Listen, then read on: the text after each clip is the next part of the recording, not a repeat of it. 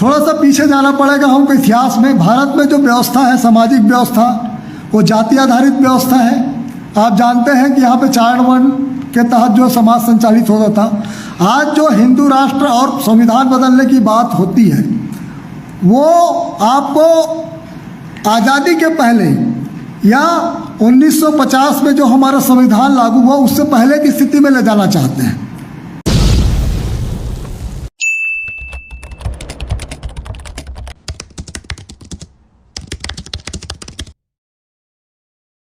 आदरणीय को, मंचस्थ अतिथिगण और सामने बैठे वक्तागण, सबको मेरा सादर जय भीम, नमो बुद्धाय।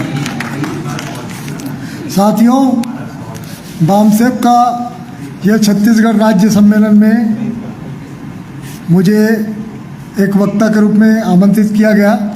इसके लिए मैं आयोजक मंडल को बहुत बहुत धन्यवाद देता हूँ।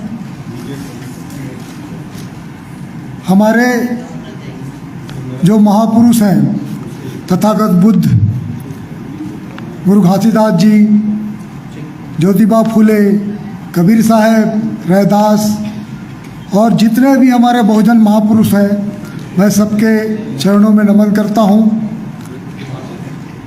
बुद्ध कौन है? बुद्ध वो है जिन्होंने हमारी समस्या या हमारी प्रगति क्यों नहीं हो रही है, हमारे ऊपर अन्याय अत्याचार क्यों हो रहा है, इसके कारणों को पता लगाकर उसका निदान बताया, वो बुद्ध है। इस हिसाब से हमारे जितने भी महापुरुष हैं वो सभी बुद्ध हैं। और इस मायने में हमारे मंच में जितने भी हमारे आदरणीय जन बैठे हुए हैं, सामने जो श्रोतागण बैठे हैं, आप सभी बुद्ध हैं। क्योंकि आपने अपना घर परिवार को देने वाले समय में से कुछ समय निकालकर यहाँ अपनी उपस्थिति दी, क्योंकि आपके मन में समाज को जागरूक करने, उसको आगे बढ़ाने के लिए मन में एक भावना है। हम समाज को कैसे आगे बढ़ा सकते हैं? हमारे जो बाबा साहब ने जो हमको संविधान में जो हक अधिकार दिए हैं, उसको कैसे सुरक्षित रख सकते हैं? वर्तमान में जो परिस्थितियां निर्मित हो रही है, उससे कैसे लड़ा जा सकता है? इस पर जो हमारे महापुरुषों ने विचार रखे हैं, उसके आधार पर हमको समाज के बीच में जाकर लोगों को जागरूक करना है। और उस जागरूक करने के लिए हमको पहले जानना पड़ेगा।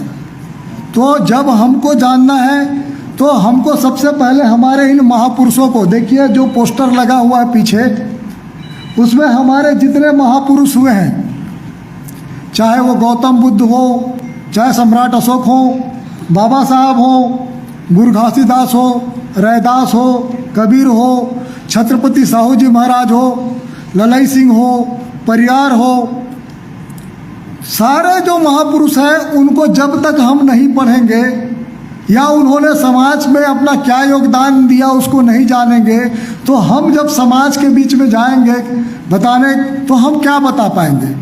तो सबसे पहले हमको इनके बारे में जाना पड़ेगा।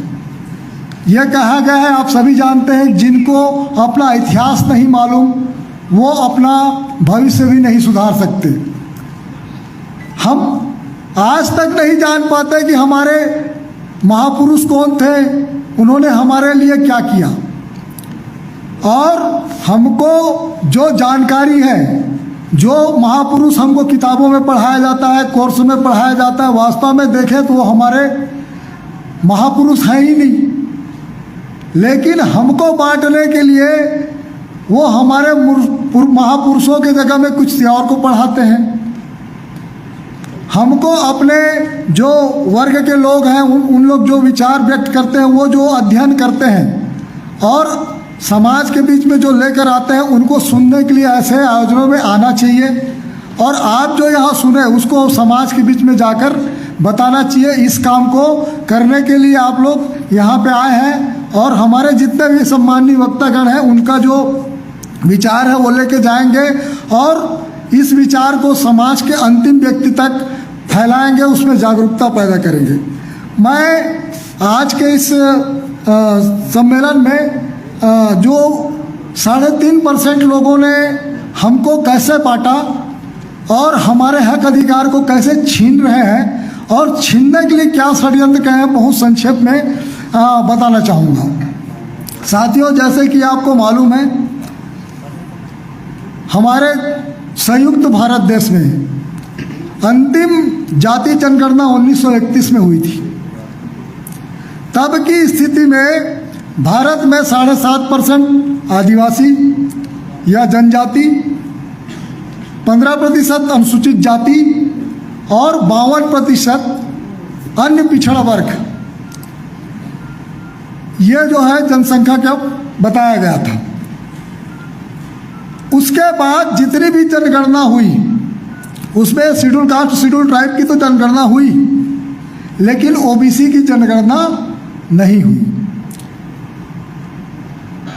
आप जानते हैं, जो लोग बजट के बारे में जानते होंगे, जो शासकीय योजनाओं के बारे में जानते होंगे, आप लोग देखे हैं कि जिनकी जनसंख्या का प्रतिशत सरकार के पास है, उसमें सरकार जो है उनकी जनसंख्या के अनुपात में बजट प्रावधान करती है।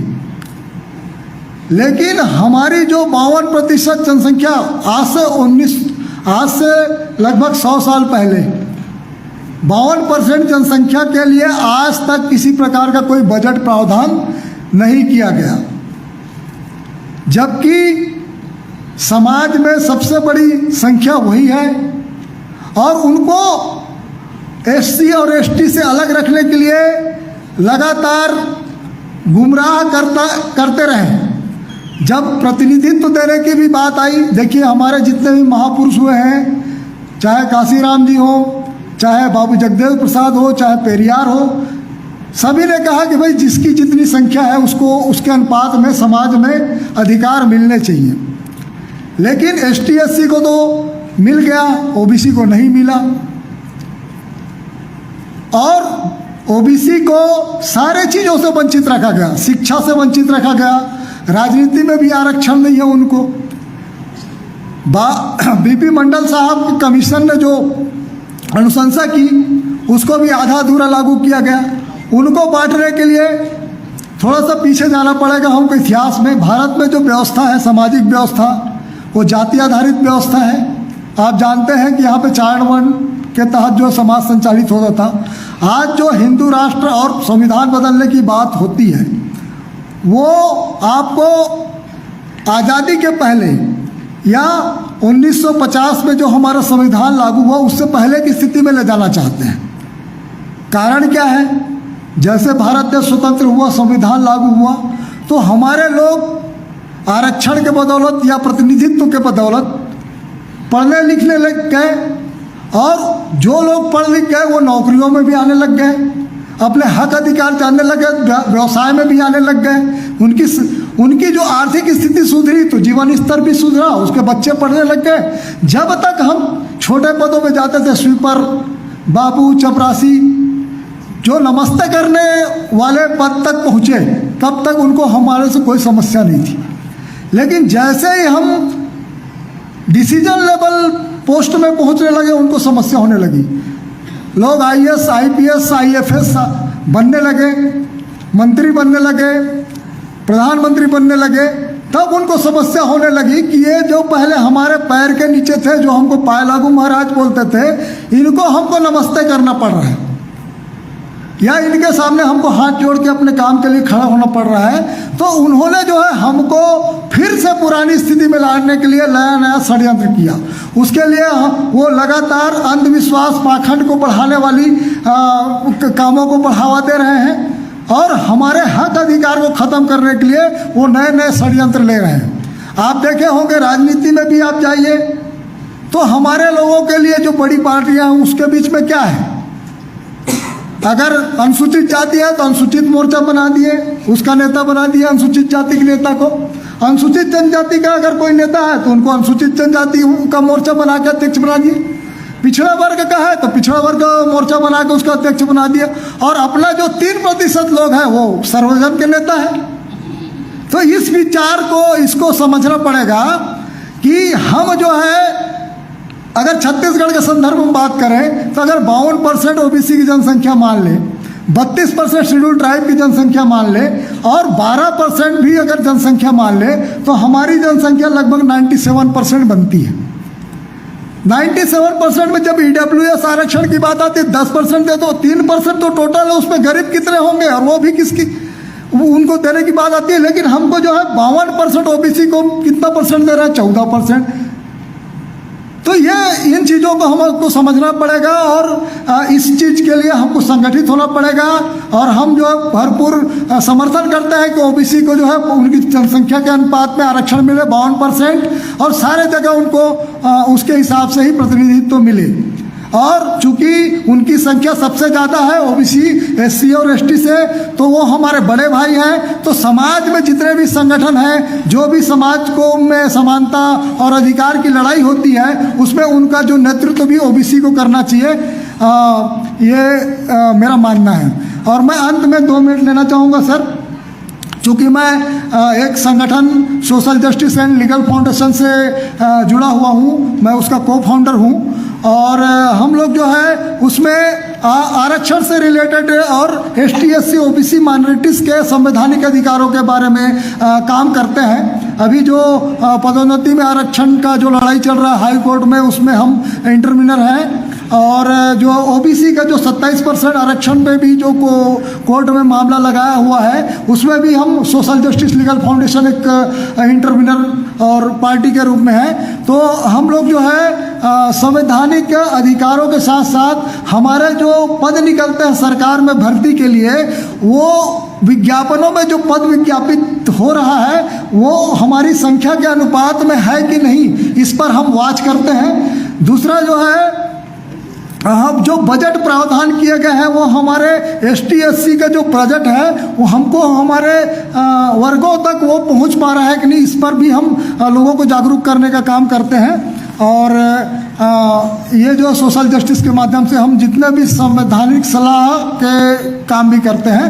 तो बहुत बहुत धन्यवाद, मुझे आमंत्रित करके किया गया और बोलने का मौका दिया। जय मूल निवासी, जय भीम, जय संविधान।